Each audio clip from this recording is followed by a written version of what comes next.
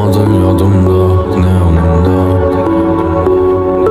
Hatıra bir adım var ve yadımdan.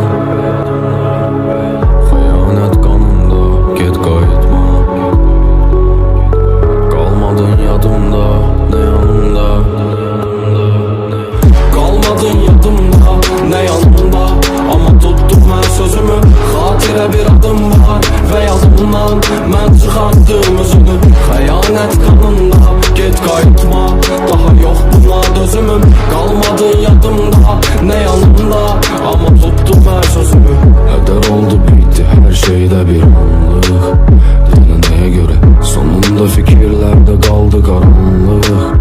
Biri sana göre dediğin cümlelerin her biri yalandı. Geri sana döner bu yolunda senle biz de sonuna çattık.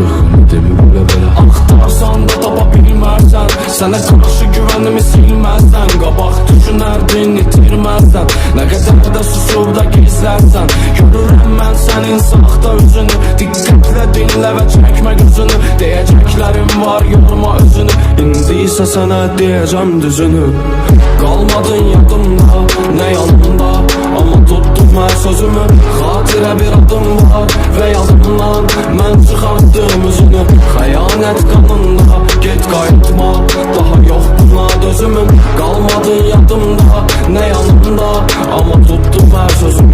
hayat doludu yanlış seçimlerle, benim yanlışım tek sen oldun. Dene hiç çalıştım ki nese qaytarmağa değirsen bana yoruldum. Her defa senin ellerine toxunanda hissedirdim de necə soyuldum. İndi başa düştüm bu sevgi değil mənə karşı kurulan oyun. Aktarsan da tapabilmezsen, sana karşı güvenimi silmezsen, kabak düşünerdin itirmezsen, ne kadar da susup da gizlersen, görürüm ben senin sahte yüzünü.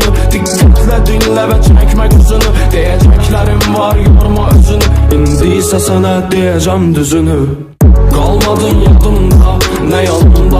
Ama tuttum ben sözümü. Hatıra bir adım var ve yadımdan. Ben çıkarttım özünü. Hıyanet kanımda, git kayıtma. Daha yok buna dözümüm. Kalmadın yadımda, ne yanımda.